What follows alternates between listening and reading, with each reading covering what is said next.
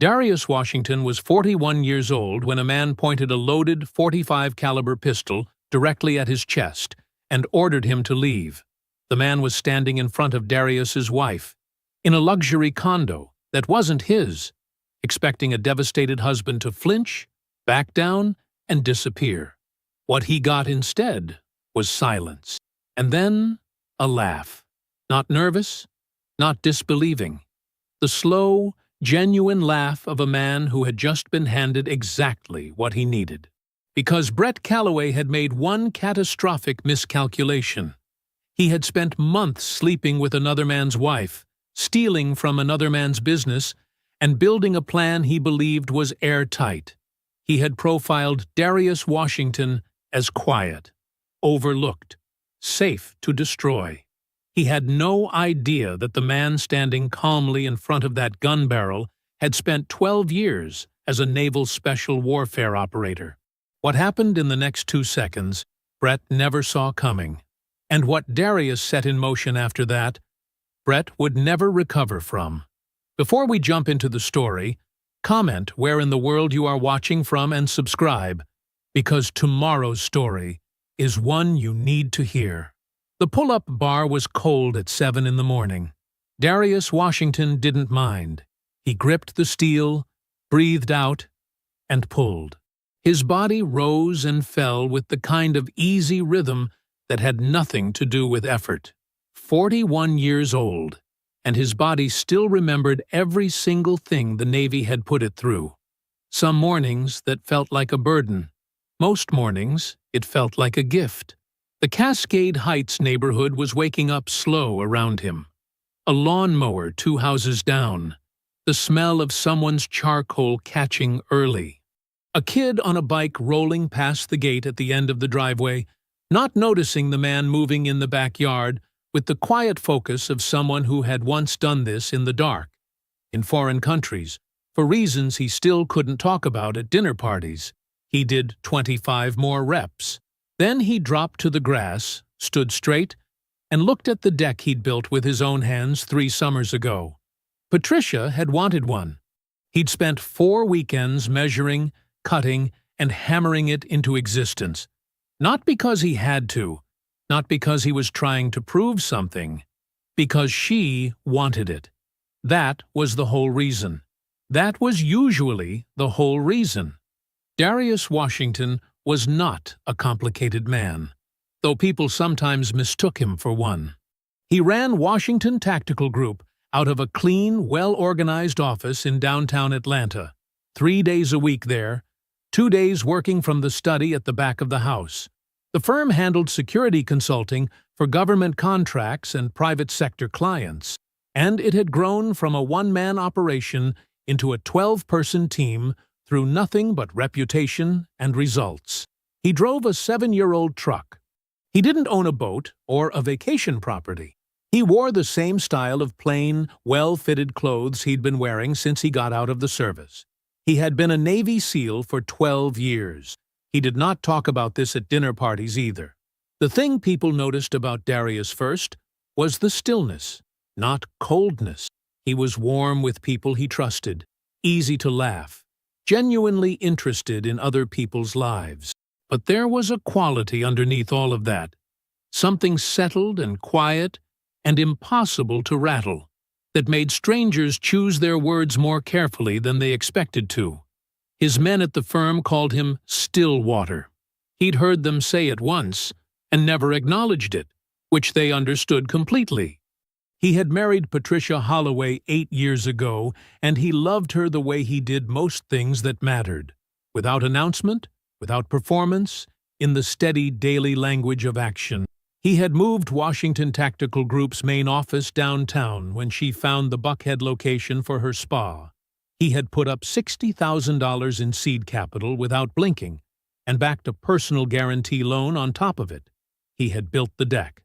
He had learned which wine she preferred with which meals, and he stocked both without being asked. He was not a man who needed credit for any of it. He just needed it to mean what he thought it meant. Patricia came downstairs at 10:15.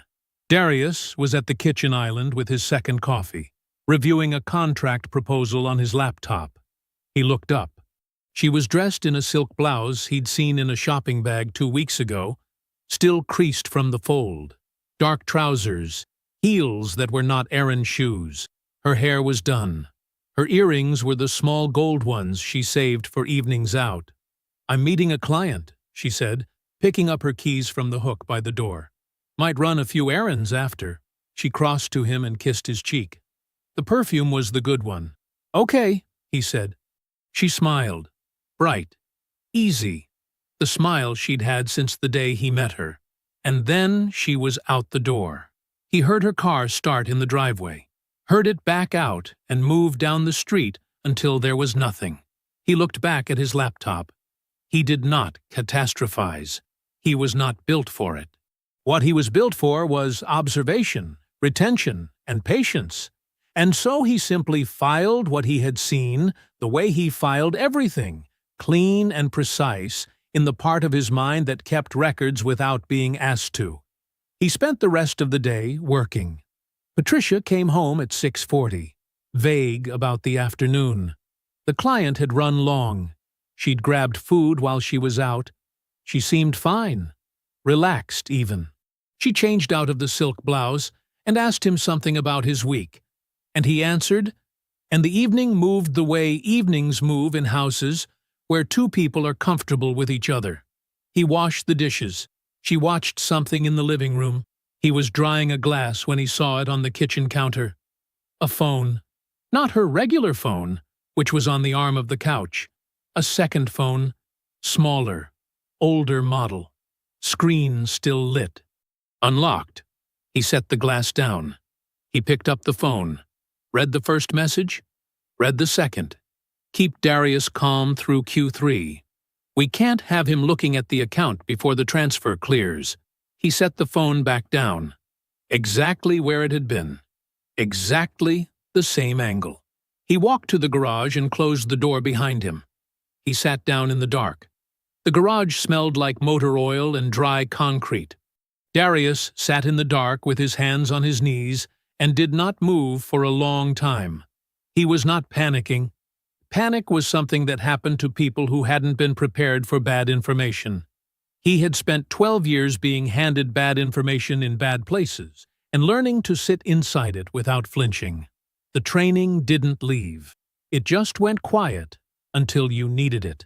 He ran the messages again in his mind, word for word, the way he'd been trained to hold intelligence, exact, unembellished, stripped of everything but what was actually there. Keep Darius calm through Q3. We can't have him looking at the account before the transfer clears. Not, I miss you. Not, when can I see you? That was the part that mattered. That was the part he sat with in the dark until he understood its full shape. An affair he could have read in those messages and still recognized it as human. Weak, painful, human. People made that particular mistake all the time. But that was not what those words were. Those words were a schedule, a coordination, a we that had a plan attached to it. Someone had looked at his marriage and seen a timetable. He breathed in. He breathed out. He went back inside, washed his hands at the kitchen sink, and watched the last 20 minutes of whatever Patricia had on in the living room. When she said she was going to bed, he said he'd be up in a little while. She kissed him on the top of his head, on her way past. He did not sleep much. But he lay still the whole night. The days that followed were an exercise in a particular kind of discipline. Darius did not confront her. He did not ask questions she might remember later. He watched. He had spent years in environments where the wrong reaction got people killed, and he understood that the most dangerous thing he could do right now was let her know what he knew. Information was only useful as long as the other side didn't know you had it. Patricia was good. He had to give her that. She was warm in the mornings. She asked about his contracts, laughed at his stories, cooked on 2 nights she didn't have to. She was performing normal the way a professional performs it, from deep enough inside the role that it looked effortless. He watched her handle her regular phone with total ease. The second phone never reappeared on the counter. He noticed she checked it in the car. He could tell by the angle of her shoulder when she thought he wasn't looking out the window. He filed all of it. He said nothing. On the fourth day, he called Kevin. Kevin Osei picked up on the second ring, the way he always did. "I need you to run a name for me," Darius said. "Brett Calloway, Atlanta area. Real estate, I think." A short pause. Kevin didn't ask why. That was one of the things Darius valued most about him. He understood the difference between questions that helped and questions that just filled silence. "Give me a day," Kevin said. It took him 18 hours. Brett Calloway, 44 years old. Real estate developer operating out of a Buckhead office. Multiple LLCs registered across Fulton, Cobb, and DeKalb counties. One active luxury condo development in Sandy Springs. Inherited his initial capital base from his father's property portfolio, built on top of it with varying results. Married to Judith Calloway, 51, old Atlanta family money. Kevin read the summary over the phone in the flat, efficient tone of a man who had once briefed generals. "Anything else you need on him?" Kevin asked when he finished. "Not yet," Darius said. "I'll let you know." He ended the call and pulled up the Sandy Springs address on his laptop.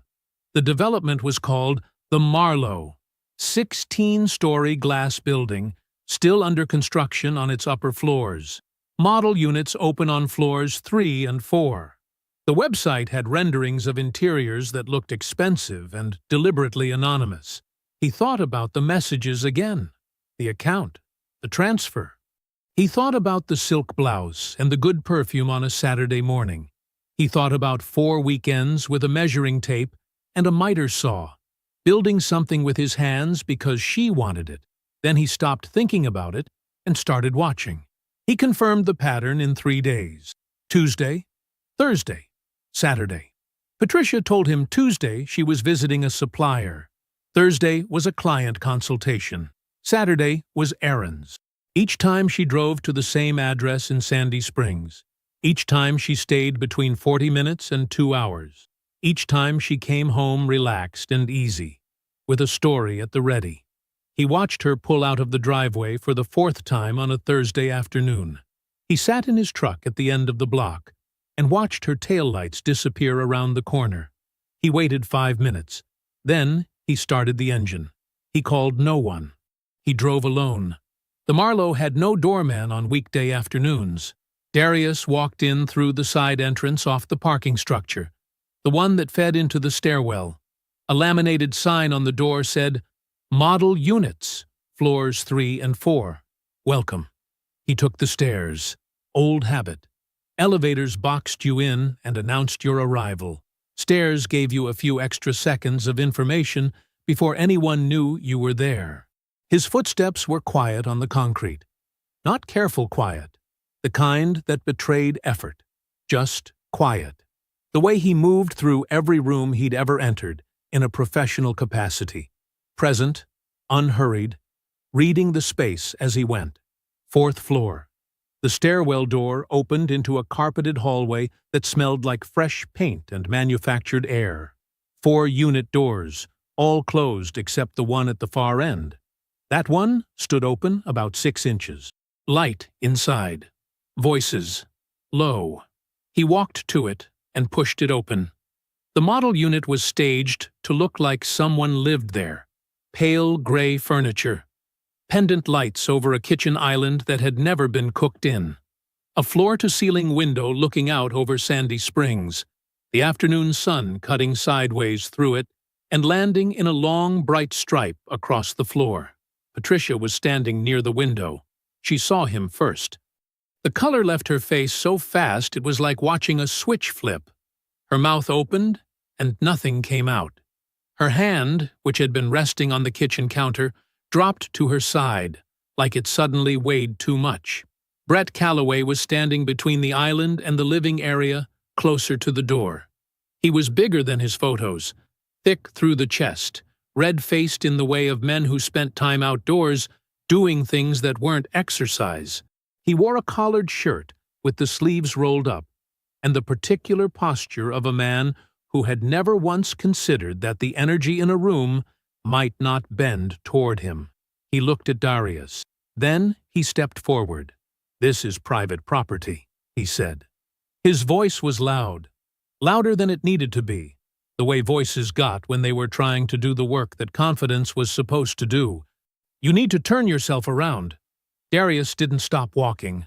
Brett's right hand moved under his jacket. And then there was a .45 caliber pistol pointing at Darius's chest. I said, "Don't move." The room went completely still.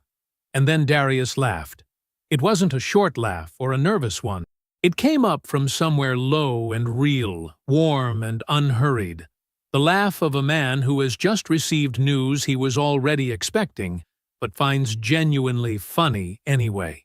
It filled the staged, paint-smelling room and bounced off the gray furniture and went all the way to the window where Patricia was standing with her hand still at her side. Brett's jaw tightened. I said, "I heard you." Darius was still walking. Not fast, not charging. Just walking, the same way he'd come down the hallway, the same way he'd come up the stairs. Your fingers on the trigger. That's how accidents happen. Brett's eyes dropped. Not all the way, just a fraction. Just the small, involuntary glance of a man whose attention had been redirected by the thing he was least expecting to hear. That fraction of a second was exactly enough. Darius's left hand came up and across, not grabbing, redirecting, steering the barrel upward and outward in one smooth motion, away from anything with a person behind it. His right hand found Brett's wrist at the same moment, and he applied the specific leverage that didn't require strength, just geometry, and the precise understanding of where a joint was not designed to bend. Brett made a sound, short and sharp, not quite a word. The gun came free. Darius stepped back. The whole thing took about 2 seconds. He dropped the magazine out of the grip. It hit the carpet. He racked the slide, and the chambered round tumbled out after it, landing near the baseboard. Then he set the disarmed pistol on the kitchen counter, gently, without drama, the way you set down a glass you're done with. Brett was cradling his wrist against his chest. His face had gone a different kind of red. His breathing was loud, and his eyes were moving in the unfocused way of a man whose body was trying to understand what had just happened while his brain was still 2 seconds behind. Patricia had not moved. Her hand was over her mouth now. Darius looked at Brett. 12 years, he said. Naval Special Warfare. He let it sit there for a moment, plain and uncomplicated. You pulled a gun on the wrong man. Then he turned to Patricia. He looked at her for a moment, not with rage, not with the shaking, wet-eyed grief of a man coming apart. He looked at her the way you look at something you've just understood completely. Finished, resolved, a question that no longer needs asking because you already have the answer. Her eyes were filling. She started to say his name. He turned and walked out. In the elevator going down, alone, his face changed, just for a moment. Something moved across it that wasn't strategy and wasn't discipline. Something private and heavy and very old. He let it be there for the length of one floor. Then the doors opened. He crossed the lobby. He pushed through the side door into the afternoon. He sat in his truck for a moment. Then he picked up his phone. "Dot," he said when she answered, "I need to come see you." She was on the porch when he pulled up. That was Dot. She didn't ask questions over the phone, didn't make you explain yourself twice. She heard what she needed to hear in the spaces between words, and then she was ready when you arrived. A glass of sweet tea sat on the small table beside her chair, already poured. Another one sat across from it. Darius climbed the porch steps and sat down. Dot looked at him, really looked, the way she always had, the way that made him feel 12 years old and 41 at the same time. She didn't say anything yet.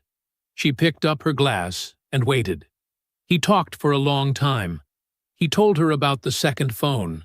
about the screen still lit on the kitchen counter, the two messages, the way he'd read them and set the phone back down exactly as he found it. He told her about the name, Brett Calloway, and about the 4 consecutive trips Patricia had made to Sandy Springs. He told her about the model unit, about the gun, about the 2 seconds it took, about Patricia's face when the color drained out of it. Dot listened to all of it without a word. No sharp intake of breath, no hand over her heart. She just sat there in the warm East Point evening with her tea and her steady eyes, taking it in the way a person takes in something they are already turning into information. When he finished, the porch was quiet. Somewhere down the street, a dog was barking at something. A car passed. Then Dot set her glass down. "How much do you already know?" she said. It wasn't the question he expected. Not, "Are you okay?" or "What are you going to do?" Just that. "Enough to know there's more," he said. She nodded slowly. "Say the parts that bothered you most. Not the gun. Not the affair. The messages." He told her again. The account. The instruction to keep him calm through Q3. Dot leaned forward. Her elbows went to her knees, and her eyes sharpened in a way he recognized. The paralegal look, the one that meant she was sorting, filing, building a structure out of loose information. "Baby," she said, "that woman is not just cheating on you." She said it quietly, not cruelly, just plainly, the way she said things that needed to be heard without softening. "The affair is real, but it's not the point." She tapped one finger against her knee. "You don't tell somebody to keep a person calm through Q3 unless there's a timeline, unless something is happening that needs time to finish. You understand what I'm saying?" Darius understood. "She's coordinating something," Dot said. "She and that man are working on something together, and your marriage is the cover for it while they do." She sat back. "The question is what? And you find that out before you do a single other thing. Every last piece. You don't move until you have the full picture." She pointed a finger at him. "One move. You make it count." He looked at her. 67 years old, 5'4", retired for 6 years, and she was still the sharpest person he knew in any room. He had understood this about her since childhood. It was why he had called her from the truck, and not anyone else. "I have someone who can help with the financial side," he said. "Kevin." "Yes." Dot nodded once. "Then call him tonight." She reached over and put her hand on his arm for just a moment. Not a soft gesture, a grounding one. And then she picked up her tea, like the conversation had moved into its next phase. He made the call from the driveway, sitting with the window down and the engine off. Kevin picked up on the second ring. "Clear your weekend," Darius said. "I need to walk you through everything." A pause. Kevin did not ask what it was about or why. That wasn't how he operated. "How bad?" he said. "We're still finding out." Another pause. Then, "I'll be ready." Darius ended the call. He sat there another minute in the warm dark, looking at nothing. Then he backed out of Dot's driveway and pointed the truck toward home. The house was quiet when he got in. The kitchen light was on, the way Patricia always left it. There were dishes in the drying rack. She had cooked something and cleaned up and gone to bed. A normal evening by every visible measure. He moved through the house without turning on any other lights, checked the doors out of habit, set his keys on the hook. She was asleep when he came into the bedroom, on her side, facing away, her breathing slow, and the room smelled like her lotion, a scent he had spent 8 years going to sleep next to. He got into bed. He did not wake her. He lay on his back in the dark with his eyes open, and his hands still at his sides, his breathing controlled, his body completely at rest. On the surface, he looked like a man sleeping. He was not sleeping. He was already inside the operation. Kevin Osei's home office looked like the inside of a mind that never stopped working. 2 monitors, a whiteboard covered in red and black marker, File folders lined up on a shelf with the precision of a man who considered disorganization a form of failure. The room smelled like coffee and printer ink. There was one chair for guests. Kevin had already set it out before Darius knocked. Darius laid everything on the desk. The printed phone records from Patricia's second number. The name of the Shell LLC, Hollis Property Solutions, LLC, copied from the messages in his own handwriting. Brett Calloway's publicly available business filings, printed from the Georgia Secretary of State's website the night before. Kevin looked at it all without touching any of it first. He just looked, read from a distance, the way a man reads a room before he enters it. Then he sat down, rolled his chair forward, and got to work. Darius did not hover. He poured himself coffee from the pot on the side table and sat in the guest chair and let Kevin operate. That was the arrangement between them, always. Darius brought the problem. Kevin took it apart. Asking questions while Kevin worked was like talking during surgery, technically possible, but not something either of them would do. The first hour was quiet except for the sound of typing and the occasional scratch of a marker on the whiteboard. Kevin pulled Patricia's second phone activity and cross-referenced it against a separate window. Washington Tactical Group's business account records, pulled from the firm's internal system. He was looking for overlap. Dates, amounts, patterns. He found the pattern inside 90 minutes. He didn't announce it. He just picked up a red marker and wrote a number on the whiteboard. $118,000. Then he sat back and let Darius read it. Over 26 months, Kevin said. His voice was even, professional. Small increments, 1,200 here, 3,000 there. Nothing that would trip an automatic flag. Moved out of the business account Patricia co-signed during the refinance 3 years ago. He tapped the whiteboard. Routed into Hollis Property Solutions. He pulled up a second screen. I traced Hollis through 2 layers of paperwork. Parent company is Calloway Development Partners. He looked at Darius. Brett Calloway's holding company. The room was very quiet. Darius looked at the number on the whiteboard. $118,000. 26 months. Small enough increments to stay invisible. Large enough, accumulated, to matter. He thought about the refinance. He remembered signing those papers at the kitchen table. He remembered Patricia beside him, already knowing what she would eventually do with the access he was giving her.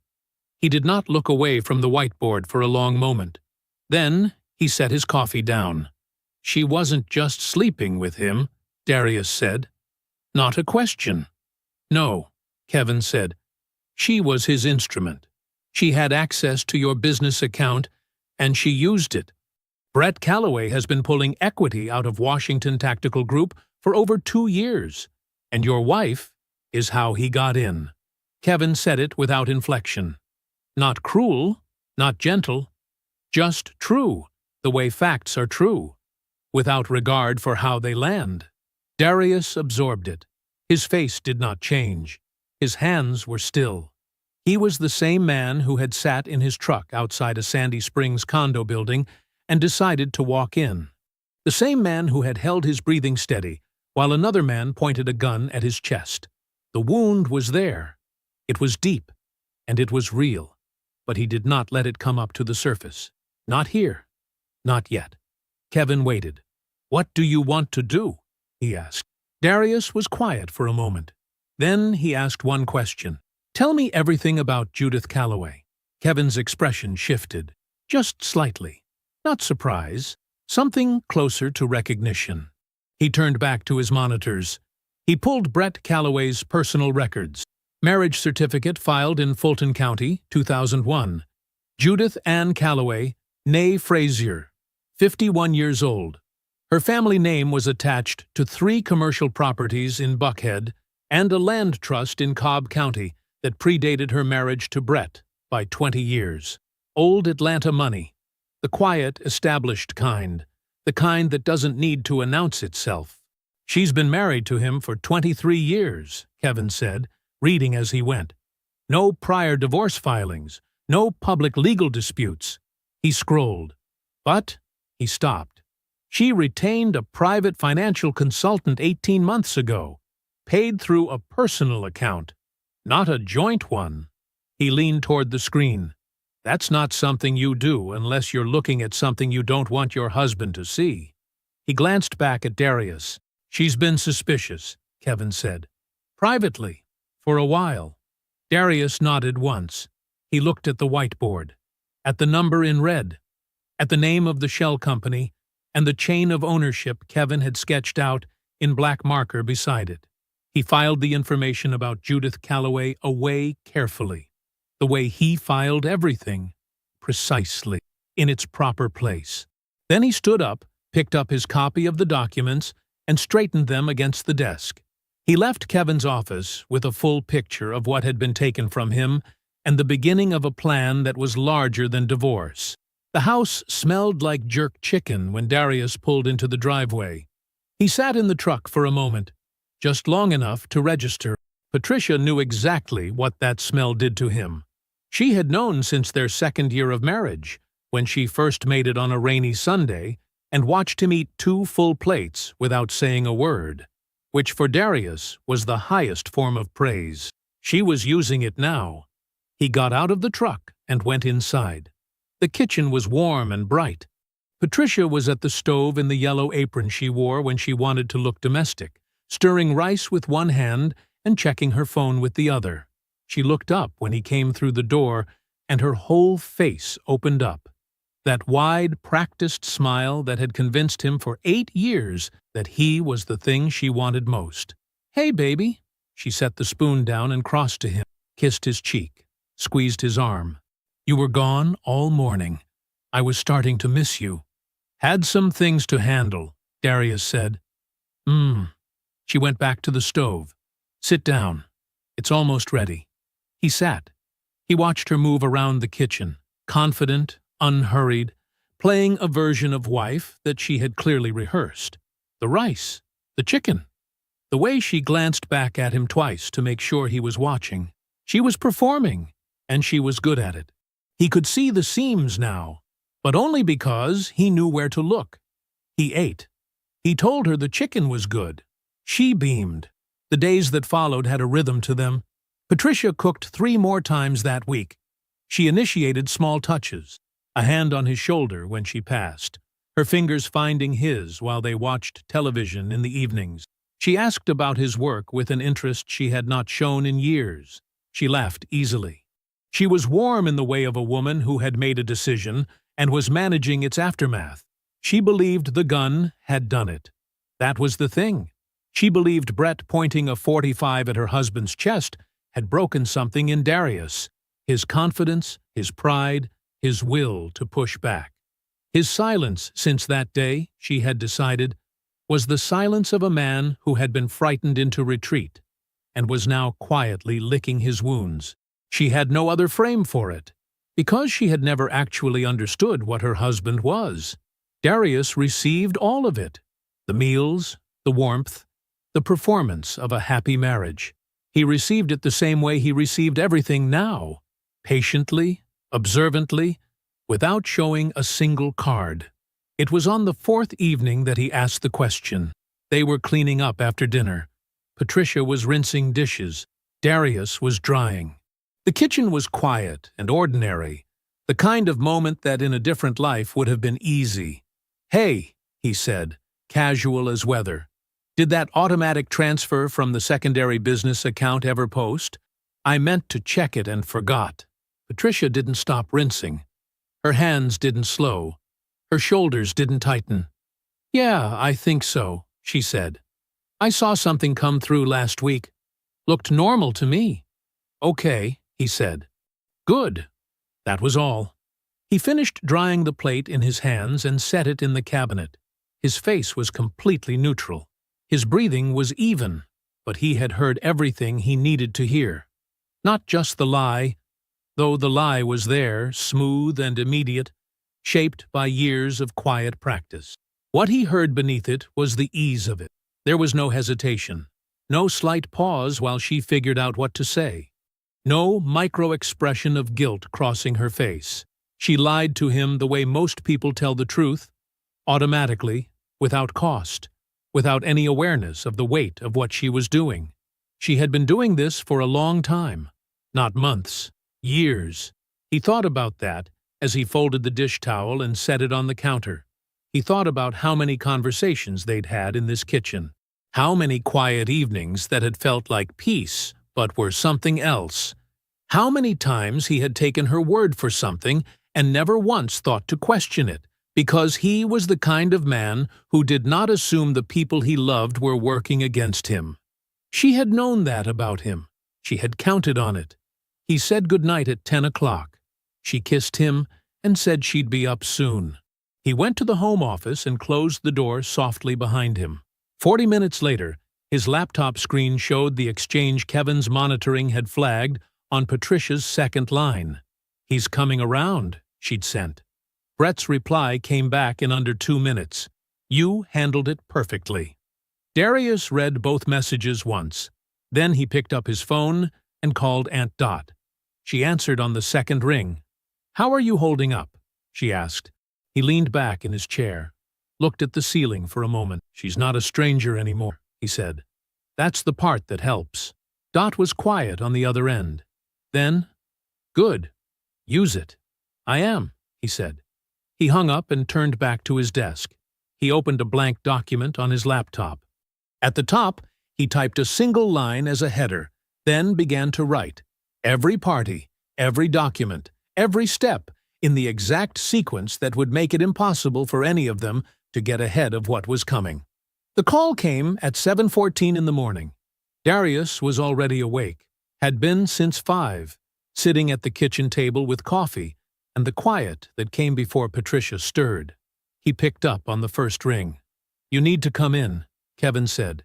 "No greeting, no preamble, just that." Darius set down his mug. "How soon?" "Now." Kevin's home office looked like it always did when he was deep in something. Multiple screens lit, papers arranged in tight columns, the waste paper basket full of printed pages he'd already moved past. He was standing when Darius arrived, which was unusual. Kevin was a man who sat when he worked. Standing meant he hadn't been able to sit.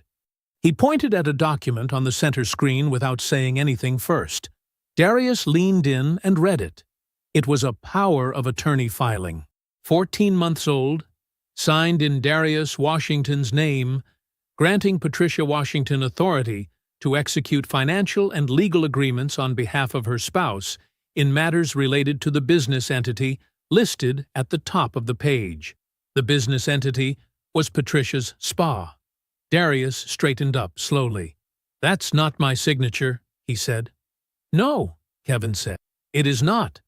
He pulled up a second window, then a third. Side by side, 3 different documents Darius had legitimately signed over the years, pulled from their business records. The signatures were close, practiced. Someone had spent real time studying how he wrote his name, but they weren't his. Kevin said, "Brett's development company has a silent financial stake in the spa. Filed quietly through a subsidiary LLC. Different name, different registered agent. Traces back to him through 2 transfers. It was set up the same month the POA was filed." He paused. The spa Darius Washington, seeded with $60,000 and personally guaranteed, is now partially collateralized by the man sleeping with his wife. The room was very quiet. Darius turned away from the screen and looked at the wall for a moment. Not because he needed to think. He was already thinking, cleanly and fast. He turned away because he needed 1 second that wasn't facing a screen full of evidence of how completely he had been used. He took that second. Then he turned back. "The texts," he said. Kevin pulled them up. They were on Patricia's second phone records, the same line that had already yielded the $118,000 trail. Brett's messages to Patricia, 14 months ago, read like a tutorial. Step by step. Sign here. Use this language. File it with this office. Don't mention it to anyone. Patient, deliberate, specific. The messages of a man who had done this kind of thing before and was confident he would not be caught doing it again. Patricia had followed every instruction. Darius read through the thread once, all the way to the end. Then he said, "Get me the name of a forensic accountant. Someone with no connection to Patricia, no connection to Buckhead, no connection to anything she's ever touched." "Already have 2 candidates," Kevin said. "Pick the better one." Darius straightened. "And I need an attorney. Civil litigation and criminal referral capacity. Same requirement. No overlap with her world. No shared contacts. I'll have both by end of day." Darius nodded once. "Build me the full package. Every transfer, every LLC filing, the POA, the directing texts. I want it in order. I want it airtight." Kevin looked at him steadily. "It'll be airtight." He drove to Aunt Dot's that afternoon. She was at her kitchen table when he arrived, reading glasses on, a cup of tea at her elbow. He set Kevin's documentation package in front of her, printed, tabbed, in order, and sat across from her without saying anything. She picked it up and began to read. She did not rush. She turned each page the way she had turned 10,000 pages over 30 years as a paralegal, carefully, with full attention, occasionally going back to cross-reference something she'd flagged. Darius drank his tea and waited. 20 minutes passed. Dot set the last page down and removed her glasses. "The POA filing," she said. "It was notarized." "Yes, which means someone in a notary office either didn't verify identity or was paid not to." She tapped the page. "That's a second criminal exposure point. Your attorney will want to flag it separately from the forgery itself." Darius pulled out a small notepad and wrote it down. Dot leaned back in her chair. She looked at the stack of documents for a long moment, and something moved across her face. Not surprise, not even anger. Something older and quieter than both. Then it settled, and she was sharp again. "Here's how this goes," she said. "Beverly and Roy find out at the same time Patricia does. Not before. Because if they find out first, Patricia gets a warning call. Not after, because then she's had time to build a story." Dot's voice was even and precise. "Everyone learns it in the same room, at the same moment, from you. That way there's nothing to retract and nowhere to run." Darius wrote that down too. They went through the rest of the sequence together. The attorney, the forensic accountant, the filing order, the timing. Dot asked 3 more questions, each one catching something Darius had not yet fully mapped. He answered them. She refined the plan. When they were done, he gathered the documents and returned them to the folder. He drove home. Patricia's car was in the driveway. The lights were on in the kitchen. He went inside, greeted her, and after dinner he picked up his phone and typed, "Can you clear Saturday? I'd like to have your parents over for dinner." Her reply came back in 4 minutes. "Yes!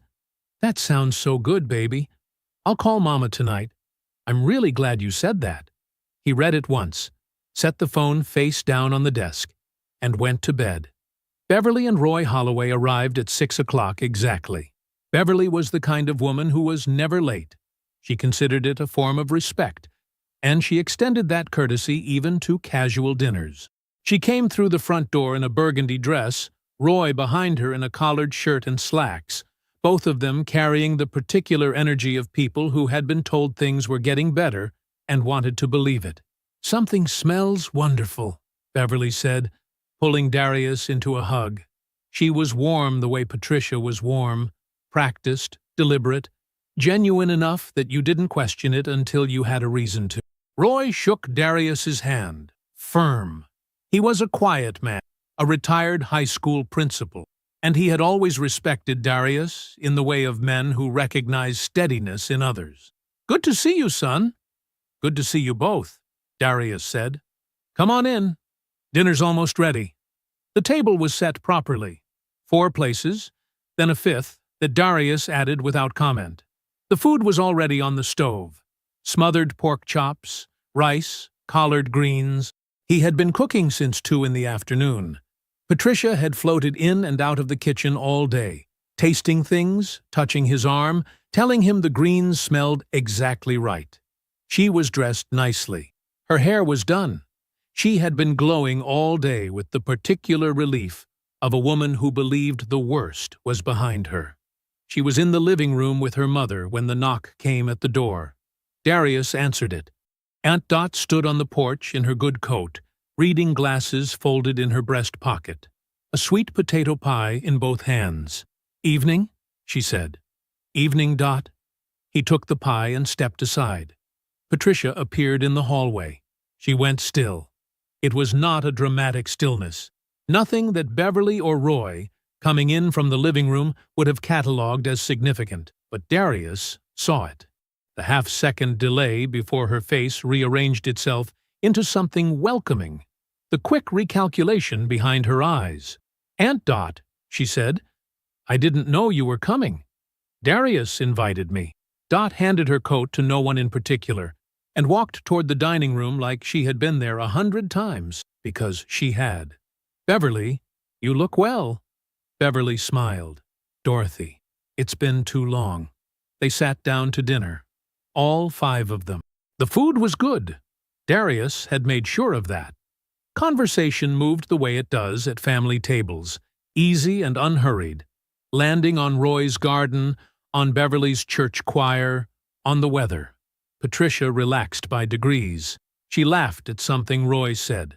She refilled Beverly's water glass without being asked. Darius let it go on until the plates were mostly cleared. Then he stood, walked to the kitchen counter, and returned with a manila folder. He set it in the center of the table. No flourish, no announcement. The way a man sets down a finished report. Because the work is done, and what's inside speaks for itself. Everyone looked at it. Beverly's smile softened into something uncertain. Roy set down his fork. Darius sat back down and folded his hands. "Beverly." "Roy." His voice was quiet and even. "I asked you here tonight because you deserve to hear this directly from me. Not in a phone call later. Not through Patricia's version of it. From me at this table." Patricia said, "Darius, the affair started 26 months ago. He said it the way you read a date off a calendar. His name is Brett Calloway, real estate developer out of Sandy Springs. Patricia has been meeting him regularly since then. I confirmed it myself." Beverly's hand moved slowly off the table and into her lap. "Over those same 26 months, Darius continued, $118,000 was moved out of a Washington Tactical Group account that Patricia co-signed during a business refinance, moved in small amounts into a shell LLC. That LLC traces back to Brett Calloway's holding company." He opened the folder and slid the first document toward the center of the table. "That's the transfer record. Kevin Ossie, my business partner, former Army intelligence, compiled it." Roy leaned forward. He looked at the page.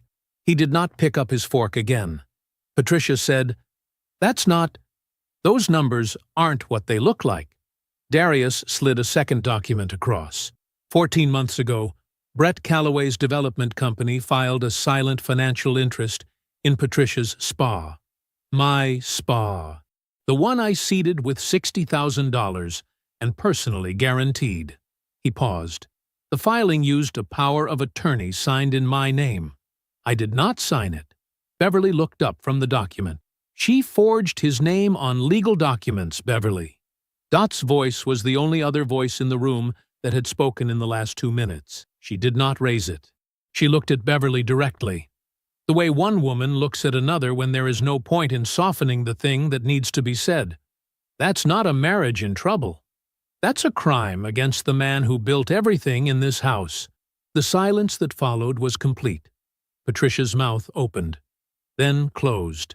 She looked at the folder, at her mother's face, at Roy's hands flat and still on the table beside a fork he hadn't touched. She looked at Darius. There was nothing left to say that the documents hadn't already answered. Brett Calloway slept well on Sunday night. That was the thing nobody would believe later, that he went to bed without worry, poured himself 2 fingers of Blanton's, watched an hour of television, and slept like a man with nothing pressing on him. He had texted Patricia twice over the weekend and gotten nothing back, but that wasn't unusual. Sometimes she went quiet for a day or two. It was part of managing the situation. He understood that. He woke at 7:30, showered, put on a charcoal blazer over a white Oxford because he had a sight walk at 11 in Alpharetta, made coffee in the kitchen of the Sandy Springs condo he kept for work, or that was what he told people it was for, and stood at the floor-to-ceiling window watching the morning traffic stack up on 400 below. He was feeling good. The Dunwoody project had cleared its final permit. A new investor had come in on the Brookhaven build. Things were moving. His phone rang at 8:52. It was Gerald, his attorney. Brett set down his coffee. Gerald did not call before 9 unless something required it. "Gerald, what's up?" "Brett, I need you to sit down." "I'm standing." "Talk to me." Gerald's voice had the particular flatness of a man choosing his words the way you choose your steps crossing ice. "A forensic accounting complaint," he said, "filed Friday afternoon with the Georgia Secretary of State's office. It named Brett's holding company directly. Fraudulent asset transfer. Forged documentation." And attached to the complaint, this was the part where Gerald's voice dropped even further, were printed text message records.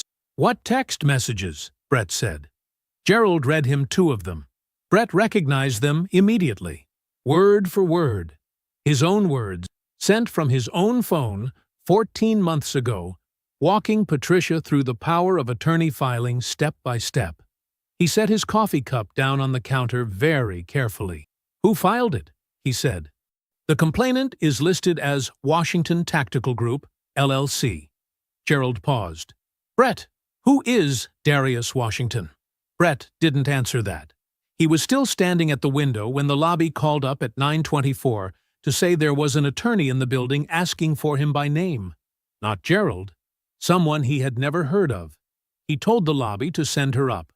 She was a woman in her mid-50s, dark suit, leather briefcase, the particular composure of someone who has delivered bad news so many times it no longer affects her posture. She introduced herself as counsel for Judith Calloway. Brett went cold in a way the morning coffee hadn't prepared him for. She didn't sit down. She didn't ask him to sit down either. She handed him an envelope and stood quietly while he opened it. Judith had filed for divorce. Friday morning, before the Secretary of State complaint, he registered numbly, which meant 2 separate things had been filed on the same day, from 2 different directions, and neither of them had anything to do with the other. The filing included a fraudulent transfer claim. Judith's own forensic accountant, the letter noted, had been working for 2 weeks. The claim was comprehensive. All joint and business accounts were frozen effective that morning. The filing sought the primary residence in Buckhead, the lake property in Rabun County, and all documented liquid assets. "Mrs. Calloway has no interest in communicating directly," the attorney said. "If you have questions, direct them to me." She left a card on the kitchen counter and showed herself out. Brett stood in the middle of the condo, the document in his hand. The window behind him. Atlanta 30 floors below, going about its morning like none of this was happening. He called Patricia. It rang 4 times and went to voicemail. He called again. Voicemail. He texted her. "Call me. Now. It's bad." The 3 dots appeared. Then disappeared. Then nothing. The knock at the door came at 9:47. A courier in a polo shirt, clipboard, padded envelope. Brett signed for it without thinking. He closed the door and looked at the return address. No company name. Just a name. D. Washington. He opened it. 1 sheet of paper. Personal letterhead. Clean. Minimal. The kind a professional man uses when he wants to make sure the document looks like what it is. 3 sentences, printed in plain black type. The gun didn't work. Neither will anything else. I suggest you contact a criminal attorney before noon. Brett read it twice, then a 3rd time. He called Patricia again. Nothing. He stood in the kitchen of his Sandy Springs condo for a long moment. Then, without entirely knowing why, he walked down the hall and took the stairs to the 4th floor and let himself into the model unit with his passkey. The room was exactly as it had always been. Staged furniture, clean lines, a kitchen counter where a disarmed .45 had once sat beside a dropped magazine, and a single brass round on the carpet. Brett stood in the middle of the room. He thought about the laugh. He had told himself, in the days after, that it was a bluff, that it was the kind of noise a man makes when he is scared and trying not to show it. He had told himself that, because the alternative, he understood now. It wasn't bravado. It wasn't fear dressed up as something else. It was the sound of a man who had walked into this room already knowing how it would end. A man who had been handed the opening move of a game he had already finished. Brett Calloway stood alone in the model unit and stared at the kitchen counter, and understood, completely, what that laugh had meant. The law moved the way Darius always knew it would. Not fast, but sure. His attorney filed the criminal referral the Monday after the Secretary of State complaint. The DA's office picked it up within a week. The text messages did most of the work. Brett had been thorough in his directions to Patricia, sending step-by-step instructions with the confidence of a man who never considered anyone would read them. That thoroughness became the case. A prosecutor does not need to build a story when the defendant has already written it out in his own words. Brett's attorney spent 3 weeks trying to negotiate the conspiracy charge down to a civil matter. The DA declined twice. On the 4th week, Brett pleaded no contest.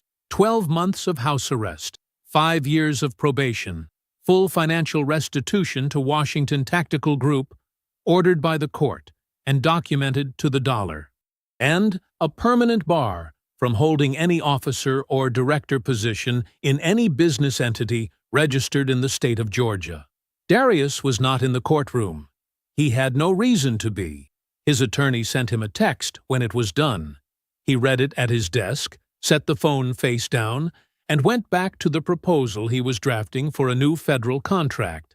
The development projects came apart on their own schedule, the way badly built things always do. 2 contracted builds defaulted within 60 days of the accounts being frozen. Subcontractors filed liens. The properties entered receivership. Brett's financial partners, men who had tolerated his personality for years because his money made it worthwhile, withdrew quietly and did not explain themselves. One sent a brief email. The others simply stopped responding to calls. The Atlanta Business Chronicle ran the court filing in its weekly legal notices column. 4 sentences. Brett Calloway's name, his company, the charge, the sentence. No photograph, no analysis, just the record, printed in small type on page 12, where the people who needed to see it would see it. His country club membership came up for its annual renewal that November. It was not renewed. Nobody made a call about it. Nobody needed to. These things have their own gravity in certain parts of Atlanta. Judith took the Buckhead house and the lake property in Rabun County. Her forensic accountant had been thorough. The settlement reflected it. Brett moved into a corporate extended stay hotel in Dunwoody, a clean, beige, completely anonymous building off I-285 where the hallways smelled like carpet cleaner and nobody asked questions about your situation. His room had a small refrigerator and a window that faced the parking deck. He was 44 years old. He still had the wrist. On cold mornings it ached in a specific way, deep in the joint, where the leverage had been applied. He thought about the laugh more than he thought about anything else from that day. Patricia's attorney was direct with her. Contesting the divorce meant appearing in civil proceedings. Civil proceedings meant the full fraud record, transfers, LLC filings, the forged POA, every directing text message became part of the public file, accessible, searchable, her name on all of it, permanently. She signed the papers uncontested on a Thursday afternoon in October. Her attorney walked her out of the building, and that was the end of it. The spa was padlocked within the week. It was a marital asset and an instrument of fraud, and the court treated it as both. The Buckhead storefront sat dark, the blinds drawn, a notice taped inside the glass. The neighbors on either side went about their business. Nobody on that block had known her well enough to ask questions. She found a one-bedroom apartment in Decatur, second floor, with a window that got morning light. She found a job at a skincare spa in Marietta. Not her own place, not her own name on the door, just her hands, and her license, and her hours. She was good at the work. She had always been good at the work. She did not contact Brett Calloway again. She did not try. 14 months after the folder hit the dinner table, Washington Tactical Group was larger than it had been before any of it happened. The civil judgment had recovered the full $118,000, plus court costs. Kevin had taken the experience, the vulnerability, the documentation gap, the slow bleed through a trusted co-signer, and built it into something, a financial safeguard architecture for small businesses, quarterly audit protocols, tiered account controls, access logs with automatic flags. He had packaged it cleanly, and 3 clients had already signed on for it. 2 more were in conversation. "Turn the wound into the product," Kevin had said, and Darius had looked at him for a moment and then nodded. Because that was exactly right. Darius had sold the Cascade Heights house in the spring. He held no particular grief about it. It was square footage he had never needed, in a version of his life that no longer existed. He bought a smaller place in Vine City. Proper garage. A backyard that was manageable. He had built the deck himself over 3 weekends in June, measuring twice, cutting once, doing it the way he did everything. On a Sunday evening in late July, Darius sat on the deck he had built. The air was warm and still. Kevin sat nearby, a beer loose in his hand, not talking about anything in particular. From inside the house came the sounds of Aunt Dot in the kitchen. Cabinet doors, a pot, the low hum of a woman who expressed love through the act of feeding people, the smell of something good drifting out through the screen door. Kevin looked over at him. "You good?" Darius was quiet for a moment. He looked out at the yard, not toward anything he was still reaching for. Just out. Even. Present. "Yeah," he said. "I'm good." He meant it. I hope you enjoyed that one. Be sure to like the video and subscribe so you don't miss the next story. I've picked out 2 more for you that I think you'll really like.